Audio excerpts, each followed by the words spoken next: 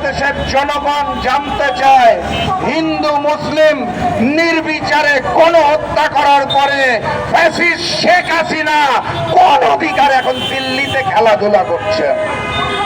অতএব আমাদেরকে এই সব বুঝ দিবেন না, মিথ্যা তথ্য প্রচার করবেন না। নতুন বাংলাদেশে ভারতীয় আধিপত্যবাদ এবং আগ্রাসন মেনে নেওয়ার জন্য হাদিদের জন্ম হয় নাই। আচার এবং জালিমকে বসাতে দিতে রাজি নই।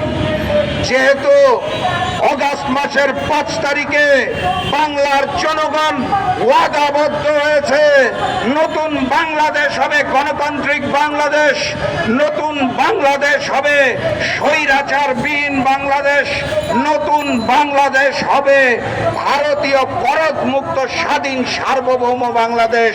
অতএব সেই বাংলাদেশ করার জন্য আগামী নির্বাচনে আমাদের গণভোটে হাকে জয়যুক্ত করতে হবে। একই সাথে সাথে 11টি ইসলামী এবং দেশপ্রেমী দল যেখানে একত্রিত হয়েছে তাদেরকে ভোট দিয়ে জয়যুক্ত করতে হবে। কারণ আমরা বাংলার মসনদ, বাংলার গদি আর নতুন জালেমের হাতে দেব না, আর নতুন দিল্লির গোলামের হাতে দিব না। নতুন বাংলাদেশ হবে জনগণের বাংলাদেশ, দেশপ্রেমিক বাংলাদেশ, ইসলামী বাংলাদেশ ইনশাআল্লাহ। সেই আশাবাদ ব্যক্ত করে এবং ফেলানি হত্যার বিচার দাবি করে বাংলাদেশের পররাষ্ট্র মন্ত্রণালয়কে শীত দ্বারা খাড়া করে দাঁড়ানোর আহ্বান জানিয়ে আমি আজকের মতো বিদায় নিচ্ছি।